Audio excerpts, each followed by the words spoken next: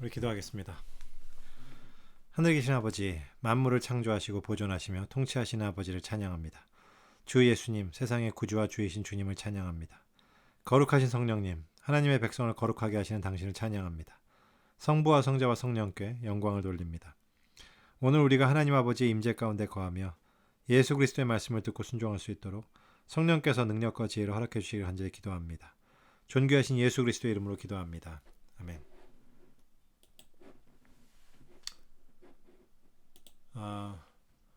오늘은 우리 고린도전서 7장의 후반부 내용입니다. 결혼에 대한 문제에 대한 그 질문을 고린도 교회가 하였을 때 그에 대한 답변으로 시작됐던 사도 바울의 권면이요. 결혼과 성의 문제뿐만 아니라 이제 유대인과 이방인 혹은 자유자와 종의 문제까지도 모두 포괄해서 가장 중요한 것은 주의 부르심이다라는 그런 핵심을 이야기하는 방향으로 그렇게 나갔습니다. 그것이 이제 어제 내용이었습니다. 그래서 어제 오늘 그러니까 이제 그리고 오늘 본문에서요. 다시 사도 바울은 결혼과 독신이라는 그 고린도 교회가 원래 제기했던 질문으로 이제 돌아옵니다. 그래서 독신이 더 영적인가, 결혼이 더 영적인가 하는 어떤 이런 문제에 대해서 어떤 형태적인 것이 더 영적인 것이라는 것을 구분하는 것이 아니라 각자 이미 자신에게 주어진 어떤 그 부르심과 상황 속에서 우리가 주님을 어떻게 섬길 것인가 거기에 초점을 맞추도록 이렇게 사도 바울은 그렇게 이제 권면하고 있는 내용이 이제 오늘 내용입니다. 그러면서 이제 자기가 독신을 더 권면하는 이유는 그것이 더 영적이기 때문이다인 것이 아니라 곧 다가올 종말을 생각할 때 독신이 더 낫다고 생각하는 그러한 내용을 얘기하고요. 또한 주님을 더 사랑하고 주님의 일을 하는 데 있어서 독신이 더 유익하기 때문이다라는 그런 얘기를 추가적으로 하고 있는 것이 이제 오늘 본문의 내용입니다. 근데 저는 오늘 아침 묵상 시간에요. 이 본문의 구체적인 내용보다 오늘은 그 중심에 담긴 사도 바울의 권면 안에서 아주 중요한 포인트가 무엇인가, 핵심이 무엇인가, 그것을 우리 이 시대에 우리 현대인들의 결혼관과 적용해서 잠깐 생각해 보려고 합니다. 이제 중요한 포인트는 결혼이나 독신을 말하는 데 있어서 그 목적이 무엇이냐 하는 겁니다. 그것이 가장 중요한 핵심입니다. 결혼의 목적이 뭘까요? 저희 아버지 세대 때만 해도요. 결혼의 목적은 이제 그리고 아버지 세대란 얘기는 그 이전 전체를 이야기합니다. 오랫동안 우리 인류에게 있어서 결혼의 목적은 자녀를 생산하는 거였습니다. 즉 대를 잇는 거였죠. 이제 가문을 이어가는 겁니다. 그렇기 때문에 그 결혼에 있어서 굉장히 중요한 것은 그거를 이제 물론 잘못 이용된 것도 있죠. 이제 여성에게 자녀를 낳지 못하면 그 모든 책임을 여성에게 문다든지 어떤 이런 문제는 있었지만 어쨌든 결혼의 목적이 그것이었다는 얘기입니다. 그래서 그렇기 때문에 결혼에 있어서 가장 중요한 것은 어떤 때, 결혼에 때가 있다 이런 표현을 하지 않습니까? 그 때가 있다는 말의 의미가 뭐죠? 그것은 이제 아이를 건강하게 생산하고 이제 그 아이를 건강하게 키울 수 있는 그런 부모로서의 역할을 할 수 있는 감당할 수 있는 그런 때가 있다는 겁니다.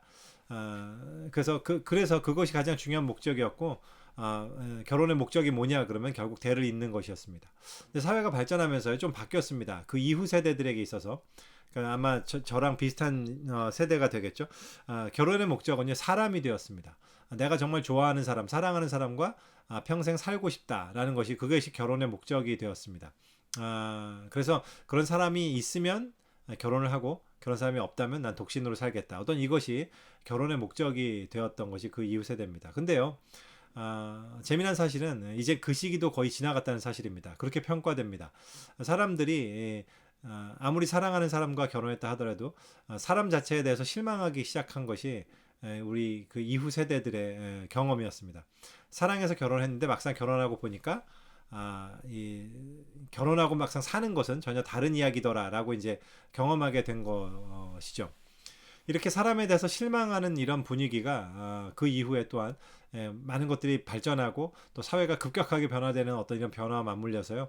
이제는 결혼의 목적이요 또다시 바뀌었습니다. 그것은 편리하게 사는 것, 편안하게 사는 것이 됐습니다. 그래서 결혼의 목적이 편리하게 사는 거기 때문에 이제는 내가 사랑하는 사람이 있냐 없냐가 중요한 게 아니라 나에게 맞는 사람, 내가 결혼 생활을 계속 편리하게 편안하게 하는데 도움이 되는 사람, 그런 사람과이 있다면 결혼을 하는 것이 그게 결혼이 되어버렸습니다.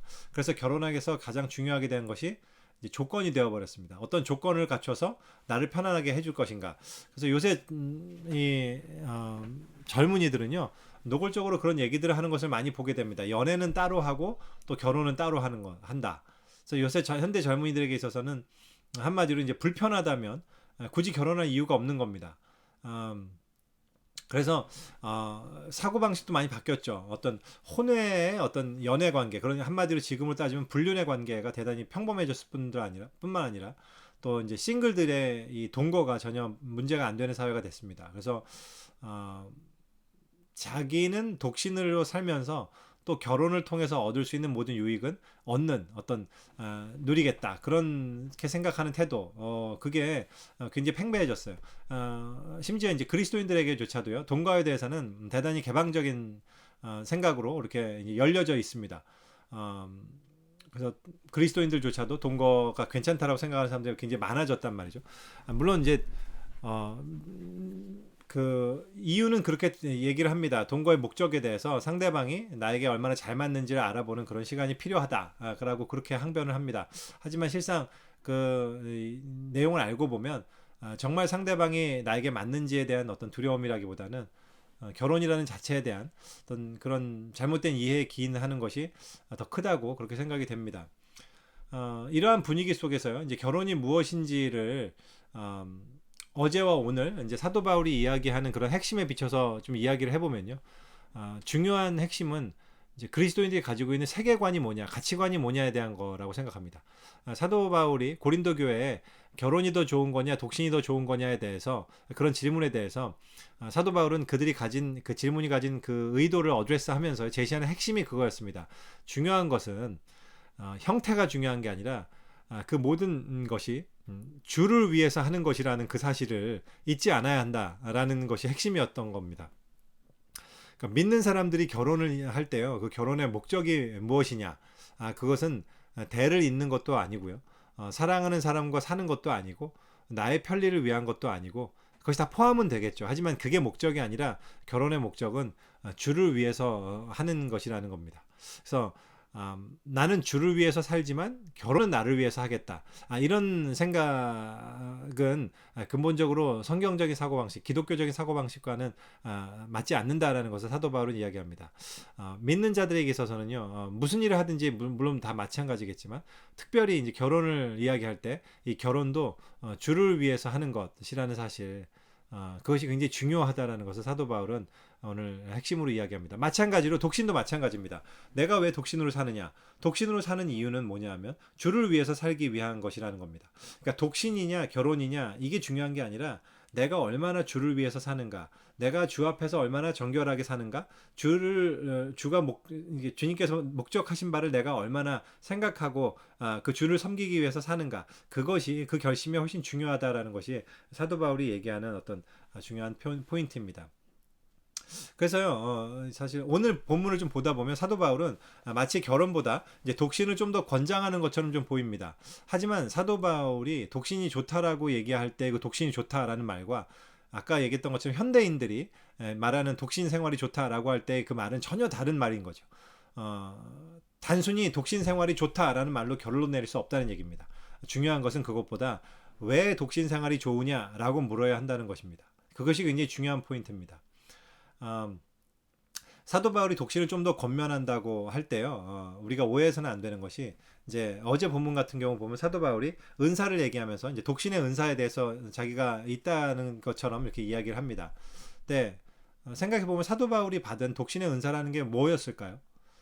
그 은사는 마치 자기가 여성을 보아도 전혀 동요되지 않는 그런 자질과 능력을 갖추게 되었다라는 그런 의미일까요? 그런 뜻이 아닙니다. 사도 바울이 자기에게 이제 혼자 사는 것이 은사라고 한 것은 자기에게 어떤 독특한 자질이 주어졌다는 것이 아니고, 자신에게 주어진 특별한 사명이 결혼을 허락지 않는다는 그런 얘기였습니다.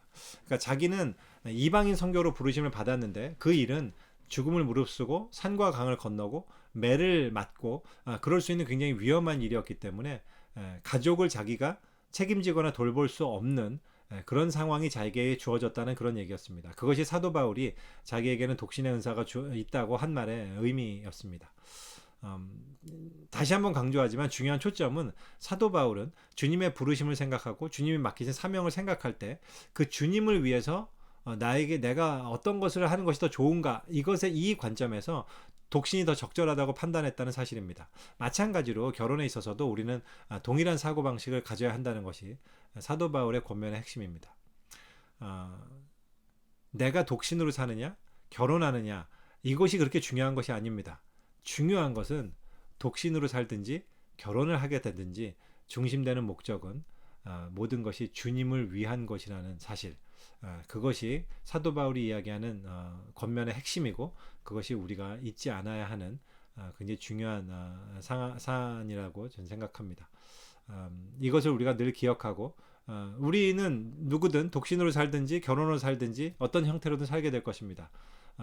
중요한 것은, 다시 얘기하지만, 거듭거듭 강조하지만, 형태가 중요한 것이 아닙니다. 중요한 것은 이 독신 생활 혹은 결혼 생활을 통해서 우리의 모든 삶을 통해서 주님을 위한 삶, 주님께서 원하시는 삶, 주님의 뜻을 실현하는 삶, 주님을 섬기는 삶, 그 삶이 중요하다라는 것을 다시 한번 생각해 보게 됩니다. 이러한 모든 삶을 통해서 우리가 이걸 기억함으로써 주님을 기쁘시게 하는 우리가 되기를 소원합니다. 우리 기도하겠습니다. 하나님 아버지, 오늘 사도 바울이 또 결혼과 독신에 관해서 이야기하면서 가장 중요하게 우리에게 강조하고자 하는 그 핵심을 놓치지 않기 원합니다. 주님, 형태적인 것, 그리고 구체적인 삶의 모습에 관한 것보다도 더 중요한 것은 그 어떤 삶을 살든지 과연 우리는 주님을 위한 삶이 우리의 목적인가라는 것을 우리가 생각해 보게 됩니다. 하나님 아버지, 우리가 그 중요한 핵심을 놓치지 않기를 간절히 소원합니다. 참으로 주님을 위한 삶이야말로 가장 우리에게 인생에 주어진 가장 중요한 목적이며, 또한 그것이 우리의 기쁨의 완성임을 우리가 잊지 않게 하시고, 그 주님을 위한 삶을 살기 위해서 우리에게 주어진 은사를 생각하고, 우리에게 주어진 부르심과 또 목적을 생각하며 그에 합당한 삶을 선택할 수 있도록, 독신으로 살든 결혼을 하든 그 자체가 중요하다기보다는 참으로 주님을 위한 삶을 살아가는 저희들이 될 수 있도록 주님, 저희의 삶을 인도하시길 간절히 기도합니다. 이것이 꼭 결혼의 문제뿐만 아니라 우리의 모든 삶의 결정에 있어서 적용될 수 있도록 하나님께서 인도하시길 간절히 기도하고 원할 때, 모든 말씀 예수 그리스도 이름으로 기도합니다. 아멘. 감사합니다.